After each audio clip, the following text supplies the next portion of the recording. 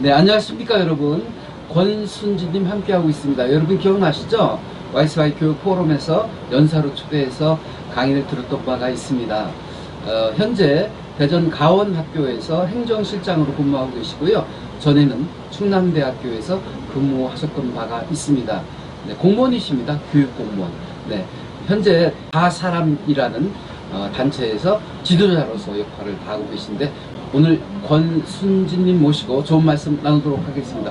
안녕하십니까? 네, 안녕하세요. 네, 텐션이 높습니다. 네. 역시 에너지 충만입니다. 네, 본인 소개해 주시고요. 본인이 관심 갖고 있는 부분, 그리고 현대인들이 너무 자기 프레임에 갇혀 살고 있는 건 아닌가 그런 생각을 가져보는데 그런 문제들을 속 시원히 풀어주시도록 하겠습니다.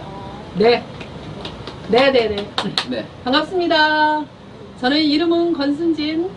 네. 되게 순진합니다. 네. 현대인들은 네. 우울증 내지는 자폐증을 조금씩 가지고 있는 것 같아요. 어느 때는 우울했다가 어느 때는 너무 자기 자신 속에 갇혀 있어서 좀 답답한 그런 경우가 많이 있는데 그런 것들을 어떻게 하면 속 시원히 풀어주실 수 있을까? 프레임에 의해서 사는 것 같아요. 내가 본 세상의 눈에 비치는 세상들을 바라보면서 자기 나름대로 해석하고 그리고 거기에 대응하면서 살아가고 있는데 그런 것들이 올바른 삶인지 권순진을 만나면서 생각하게 합니다. 네. 네. 예. 뭐 올바르다 안 올바르다 이런 걸 떠나서 네. 사실은 사람은 자기가 아는 대로 사는 게 너무나 당연하지 않겠어요? 그렇습니다. 네. 지금 네. 가을이라 남자들은 추남이라고 하지 않습니까? 네. 외로움을 느낍니다. 그 외로움은 혼자 있을 때도 느끼고 또 군중 속의 외로움도 있거든요. 왜 외롭다고 느끼는지 그 외로움이 다인지 그리고 그 외로움을 극복하기 위해서 술도 마시고 친구들과 어울려 보기도 하지만 그 외로움은 떨쳐버릴 수 없는 것이다. 과연 문제는 어디에 있는 것인가? 어디서부터 잘못된 것인가? 라는 생각을 갖게 되는데 그 해답을 속 시원히 풀어주실 것 같다는 생각을 갖습니다. 네. 아니, 박사님 외로운 거 아니십니까? 외롭죠. 이 가운데. 네. 외롭죠. 외로우니까 사람인 거 아니겠습니까? 그렇지만 그 외로움을 극복하려고 노력했는데 잘못된 생각이었다는 것을 권순지님을 만나뵈면서 느꼈습니다. 네. 외로움을 극복하는 것입니까? 그냥 온전히 받아들이는 것입니까? 아이, 사실은 좀 아까 네. 이렇게 인터뷰를 다 했는데 네. 지금 다시 하는 그런 상황이에요. 뭔가 이렇게 배터리를 꽂지를 않으셔가지고. 네, 네. 근데 아까도 그런 말씀을 드렸지만 네. 그 외로운 느낌이 잘못된 게 아니랍니다. 네.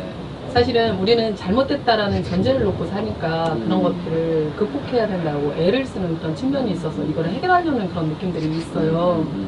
근데 여러분들 진정으로 한번 느껴보시면 외로운 느낌들을 다 아시죠? 모르시는 분이 계신가요? 세상에 태어나서 외로운 느낌을 모르는 사람이 아무도 없을 것입니다. 네. 이 얘기는 사람의 느낌 안에 있는 당연한 느낌들. 네. 근데 우리가 외로우면 안 된다라는 걸 이런 것들을 자꾸 접근하는 부분들이 관계 속에서 외로우면 안 된다라는 전제가 깔려 있어서 우리가 이런 것들을 해결하려고 하는 느낌인데 외로운 게 너무나 당연하다는 게 인정이 돼야지 이것들을 상대하지 않고 그러면 외롭는 느낌은 뭐겠습니까? 사람이 느껴지는 모든 느낌은 삶의 피로로 느껴지는 느낌이에요. 이 피로는 내가 지금 삶을 어떻게 살고 있는가를 제대로 한번 느껴봐야 되는 그리고 외로울 때 언제 외로우면 사람이 주변부에 없다라고 느낄 때 그 얘기는 소통이 필요하구나에 대한 느낌입니다. 네네. 그 얘기는 사람은 어우러져 사는 존재라서 뭔가 분리된 느낌이나 내가 주변부에 이렇게 뭔가 이렇게 사람이 없다라고 느낄 때 느껴지는 느낌인데 그 얘기는 사람은 늘 함께함의 속성을 가지고 있기 때문에 내가 홀로 분리된 느낌이 있다 보면 사실은 외로움을 느껴갈 수밖에 없어요. 그 얘기는 사람 분리된 적이 한 번도 없습니다. 네네. 근데 착각하고 있기 때문에 자꾸 외로운 느낌들을 느껴가는데 있는 그대로 그 느낌이 잘못된 게 아니라 삶의 피로로부터 내가 지금 외로운 상태에 있구나. 그럼 어떻게 살지? 그래, 지금 현재의 삶이 사실은 그리고 내가 현재의 삶이 뭔가 왕성함이 떨어졌을 때 이런 느낌을 많이 느껴가지고 홀로 있을 때 막 이럴 때 근데 홀로 있다고 잘못된 게 아니라 그 과정을 통해서 내가 그동안 살지 못했던 왕성함 속에서 처져 빠져 있는 어떤 삶의 부분들이 분명히 네. 있단 말이에요. 네. 집에로 뭐 화장실 청소라든지 뭔가 이렇게 막 이렇게 쌓아놓고 있었던 그런 부분들을 정리하고 할 수 있는 이런 부분 아니겠습니까? 외로움에 함몰돼서 이렇게 내 삶을 이렇게 놓치는 이런 삶이 아니라 아, 외로워도 괜찮지. 당연하지. 사람 삶에서 외로운 느낌이 없었나? 그래. 내가 더 사람한테 소통하면서 다가가는 움직임을 살아보자. 요거 하나와 그 느낌 속에서 외로워, 외로워야 이런 느낌이 아니라 아, 그래. 너무 당연하지. 그러면 내가 지금 현재의 삶에 더 관심 갖고 정성을 한번 살아볼까 하고 왕성하게 움직여버리면 내가 언제 외로웠나 싶을 정도로 삶이 그렇게 느껴질 때 되게 많습니다. 한번 삶을 가만히 느껴보면 내가 외로움을 언제 느끼나 본인 느낌이 한번 관심 가져주시면 좋을 것 같습니다. 네네. 살아가면서 여러 모양으로 다가오는 느낌들을 극복하려고 노력하지 말고 온전히 받아들임으로 그 느낌을 그냥 수용하고 더 심하게 말하면 즐겨라 뭐 이렇게 결론 지어도 될까요? 저는 받아들인다, 수용을 살짝 정정해도 될까요? 네, 정정하시죠. 그냥 사실입니다. 사실은 뭘 받아들이고 수용이 아니라 진짜 있는 그대로 사실. 사실. 네, 사실은 받아들이고 수용할 게 아니라 당연함인 거예요.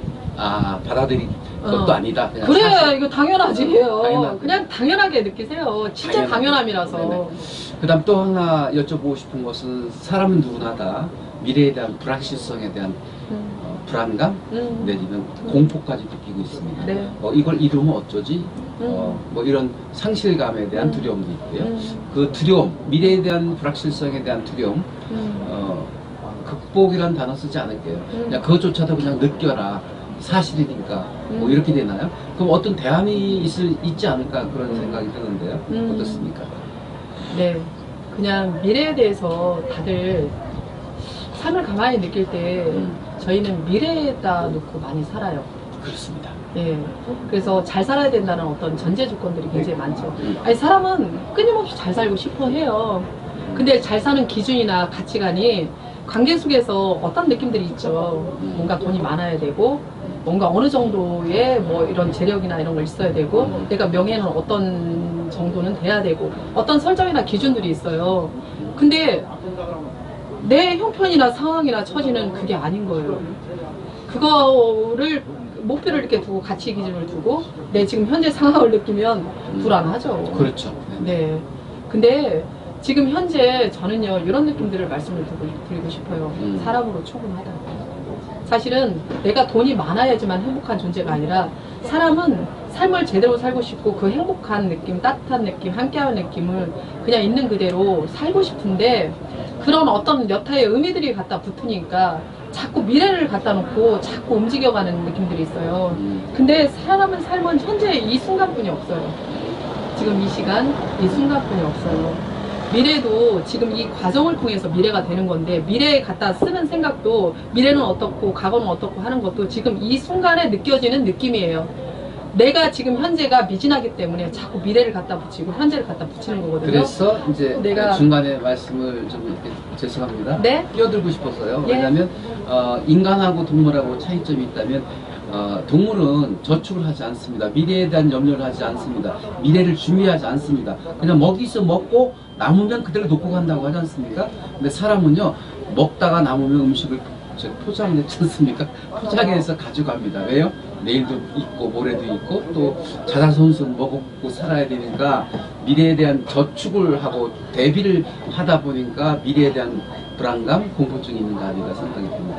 자, 그러면 그걸 현실로만 가져오자. 그러면 뭐 오늘 먹고 오늘 뭐 행복하면 되는 거지라고만 생각하면 동물의 진배하지 않을까 이런 염려를 하는데 어떻게 해야 되겠습니까? 물론 지금 온전히 느끼는 대로 사실을 인정하는 것이 좋긴 하지만 인간이다 보니까 내일도 걱정하고 모레도 걱정하고 미래를 준비하게 되는 건데요. 네. 그걸 어떻게 잘 조화를 시킬 수 있는 방법이 있지 않을까 싶은데요. 저는 뭐 네. 아까 저기 추어탕집에 갔다 와서 네네. 거기다 추어 네네. 미꾸라지 그 뭐라 그러죠? 튀김 튀김. 이런 거 사줬잖아요. 네. 그럼 필요잖아요. 네. 입에 먹고 싶은 필요. 네네.